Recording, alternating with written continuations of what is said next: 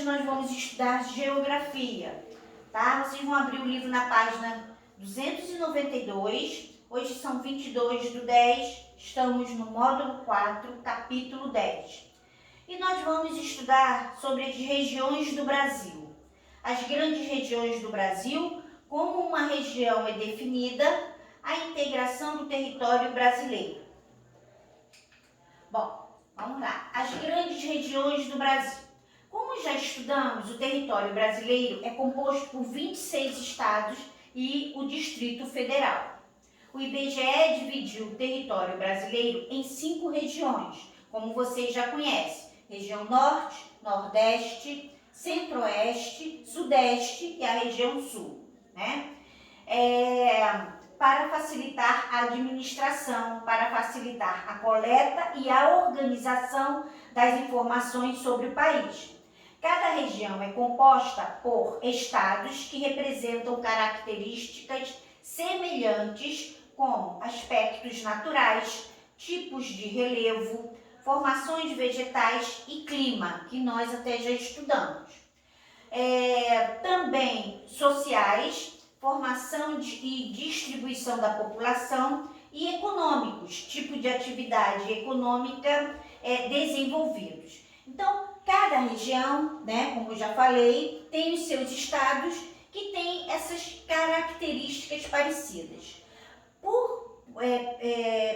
Pelo Brasil ser um país bem grande, e as regiões também são bem grandes, tipo a região Nordeste e a região Norte, né, mesmo a cultura tendo uma semelhança, mas tem bastante diferente, até no clima. Como nós falamos, estudamos no módulo 3, a região Nordeste, por exemplo, apesar de ter tipos de clima parecidos, mas em alguns lugares o clima é bem diferente um do outro, né? É a maior região que tem, com o maior número de estados, não é isso? Por isso que tem essas diferenças, ok? Bom, observe no mapa abaixo como estão distribuídas 5 grandes regiões do Brasil, né? Brasil, divisão regional. Então, qual é a região tem a maior quantidade de estados? E qual é a região que ocupa a maior área do território brasileiro? Então, nós temos aqui, olha só, a cor verde representando a região Norte, a cor marrom Nordeste, a cor verde o Centro-Oeste, essa cor lilás o Sudeste e o rosa a região Sul. Então, só aqui nós estamos vendo que a maior região em território é a região Norte. Mas a região maior em estados é a região Nordeste. Não é isso? Bom, vamos lá. Como uma região é definida? Bom, gente, os territórios geralmente apresentam áreas com aspectos em comum, né? Essas semelhanças podem estar relacionadas a características naturais, às atividades econômicas ou particularidades culturais e sociais. Uma região pode ser definida agrupando-se áreas que apresentam um ou maior aspectos semelhantes. Bom, a seguir, veja um exemplo de regionalização em nosso país. Aqui tem o estado de Santa Catarina, região do Vale Europeu. Por que a gente chama essa região aqui de Santa Catarina de Vale Europeu? O Vale Europeu, gente, é uma região formada por 19 municípios do estado de Santa Catarina. Essa região, ela é delimitada com base na herança cultural dos colonizadores europeus, que são os alemães, os italianos, os austríacos, os poloneses e os portugueses. Vocês lembram quando os imigrantes, né, eles vieram para cá, né, eles procuraram as regiões com a temperatura mais baixa. Então, eles escolheram mais a região sul, porque a região sul é a região com a temperatura mais baixa do Brasil, tá? Então, por isso que é chamada de Vale Europeu. Bom, agora, observe um tipo de regionalização no mundo. Considerando as áreas onde predomina um tipo de formação vegetal nativa, são delimitadas as regiões vegetal natural do mundo, tá? Bom, para vocês entenderem, vamos lá.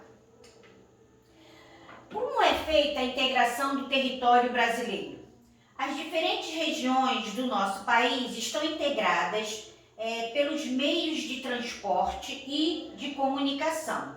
As rodovias são as principais vias que estabelecem ligações entre diferentes lugares do país. Por meio delas ocorre a maior parte dos transportes e mercadorias e de pessoas entre os municípios, estados e regiões brasileiras. Então tá aqui, olha, na fotografia que é possível observar o fluxo de caminhões e outros automóveis transportando pessoas e mercadorias em trechos da rodovia Presidente Dutra, em Taubaté, São Paulo.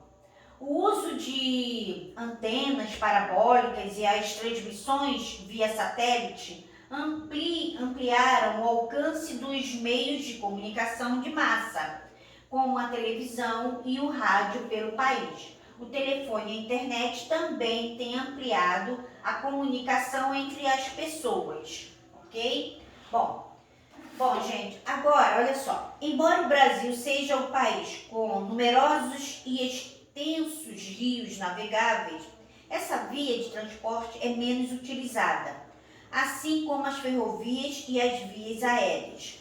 Os meios de comunicação também têm um importante papel na integração do território, brasileiro.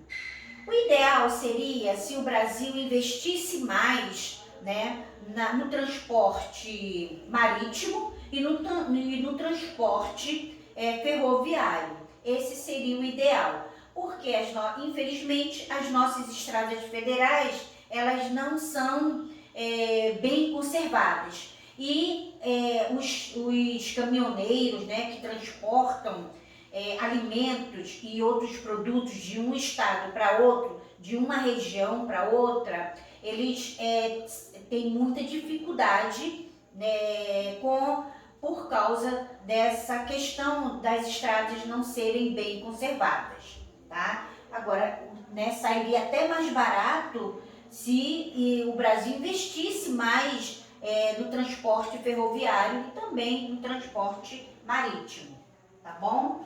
Bom, aqui, gente, na página 297, tá falando sobre meios de transporte e comunicação ao longo do tempo, tá? Então, vocês vão ler e depois vocês vão fazer as atividades. Não tá difícil, a gente depois vai corrigir, tá? Beijo para vocês e até a próxima aula.